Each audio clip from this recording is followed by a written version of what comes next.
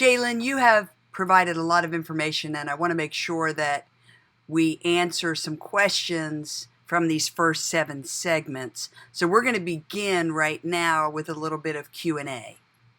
Up first is, because we were on the salt question, is what do you recommend as a salt solution or a salt tonic to prevent muscle cramping? Muscle cramping, you just want to make sure that you're fully hydrated, and that, if you need to take salt for muscle cramping, usually that's because you've been out exercising, you've been sweating. So you can take, even just a quarter teaspoon of salt in a glass of water and drink it. Okay. Are you talking about iodized salt, kosher salt? No, I'm talking about sea salt. Sea salt. Okay. Yeah, I like to store non-iodized salt because there are certain applications that you can't use iodized salt for. And when it comes to natural healing, you want to know that what you're getting, that's all you're getting. So that's what I would do. When you're making any kind of preparation for the external part of the body, or the mucous membranes like the eyes and the nose and throat, I typically do a half a teaspoon of salt to 1 cup of water. And that seems to be about the right ratio for making any kind of saline solution for use in the eyes, ears, nose, and throat. Salt, salt your food. Go ahead and salt your food if you need to.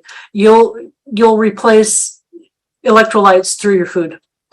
If you're naturally doing that, you don't need to do it for muscle cramping. But what I would do for muscle cramping, if you have that as a regular problem, and we'll talk about lobelia in a little bit, I would keep lobelia tincture, and then I would do the Epsom salt bath at the same time. If you're in the midst of muscle cramping, grab a hold of that muscle and don't let go. That's what I would recommend. Okay. We talked about vinegar. What about Bragg's? Everyone loves Bragg's apple cider vinegar. Yeah, Bragg's is wonderful vinegar, but you do need to know that it's not raw. So it has been pasteurized, which means the mother is in it, but the mother's been killed. So if you want vinegar that you can make vinegar out of, use a different brand. I know there's one that Costco sells, and it is a raw vinegar. It's unpasteurized, and you can take some of that vinegar out and pour it in your own batch and continue to make vinegar with that.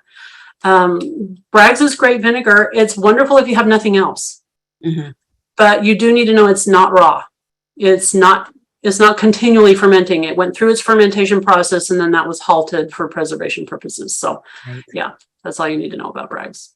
And that's something that we've discussed in the past, is that so many times when companies get into the market mm-hmm. of providing natural remedies, they have to appease the attorneys that mm-hmm. will threaten that someone's going to sue you if this works, or it works too well, or it works too strong, so a lot of times a lot of things don't work.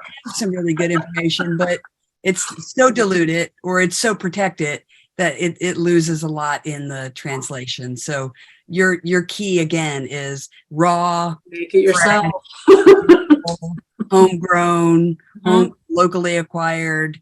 Yeah, is always best. You'll actually get quite famous among your family and neighbors because your stuff works and nobody else's does. Yeah.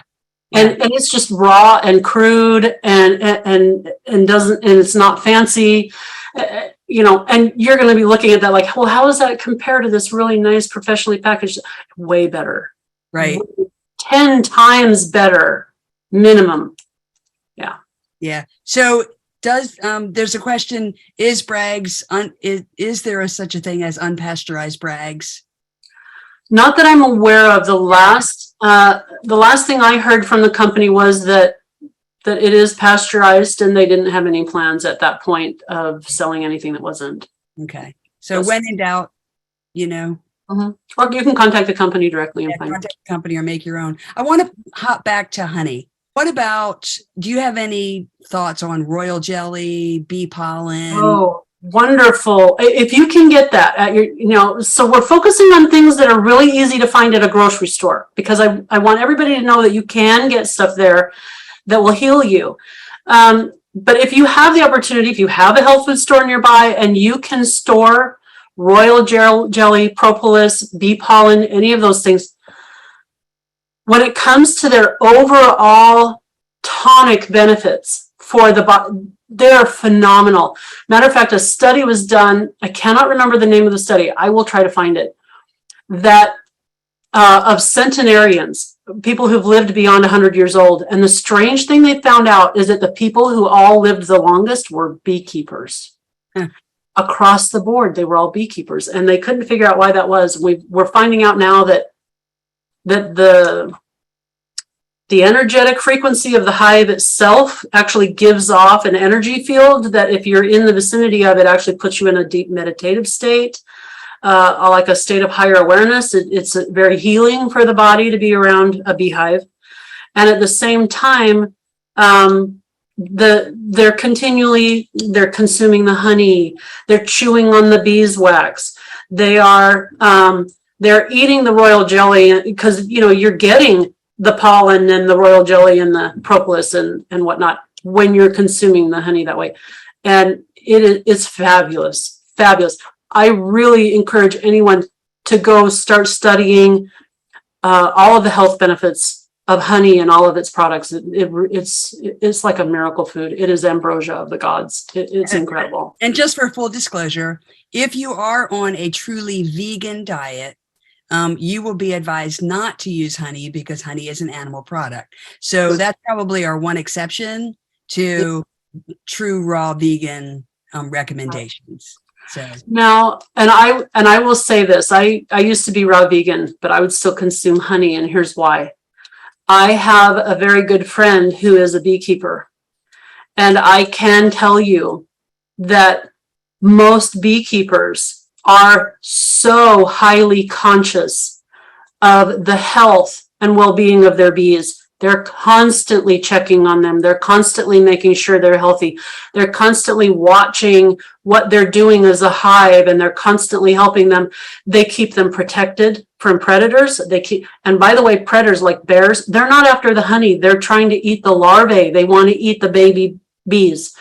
Beekeepers allow them to have their babies. exactly. So, and taking the honey, the beekeepers that I prefer, there's a lot of beekeepers that will feed sugar water back to their bees during the wintertime, but I prefer the beekeepers that actually feed them back their own honey, because bees will produce so much more honey than they actually need. Yeah. Way more. And so when you are taking some of that honey away, it stimulates more production. It's healthier for the hive, and they don't swarm. It's amazing how well beekeepers take care of it. I don't believe that it's exploiting the bees at all. I think they're very careful, and they're very, very protective of the bees, especially the ones that, they can walk out to a hive and open it up. They don't have to wear a suit. They don't have to smoke them. They just go out and start talking to their bees. It's one with the bees. They are. And so you, even as a vegan, you can consume honey if you choose to and not have to feel bad about it. I think, and one of the best things about this entire program is it's inviting you to take charge of Right. the decisions moving forward. I want to jump to alcohol tincture versus other tinctures. Are there substitutes? Can you use vinegar? If you're not an alcohol consumer, what would you recommend? Well, we're actually going to talk about alcohol. Okay. So we're going to go into that later. Very quickly. Yes, you can make tincture with vinegar. I would recommend a pasteurized vinegar for that. This is where Brax comes in. Simply because you don't want necessarily fermentation of the herb that you're using. You want to make sure that the herb is going to be preserved in the state that you're putting it in. You can use vinegar. I would use it diluted, but I will tell you that a pure distilled alcohol is far superior in its preservation ability than a vinegar is going to be. Mm-hmm. So if you're looking for an herb tincture that you can put on the shelf and it's going to last for 20 years and still be potent, I would use an alcohol. Vinegar is alcohol. People don't realize that vinegar is alcohol, but it is. Okay. So, alcohol is all created by the fermentation process. Vinegar is one stage in that process.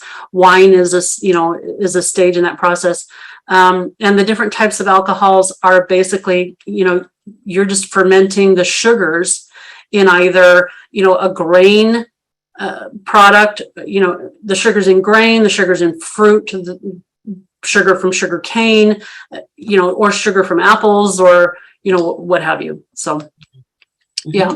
I use a few different kinds of alcohol, and let me tell you something. You're going to consume more alcohol eating a ripe banana than you will with a dropper full of tincture. Just so you know. Yep.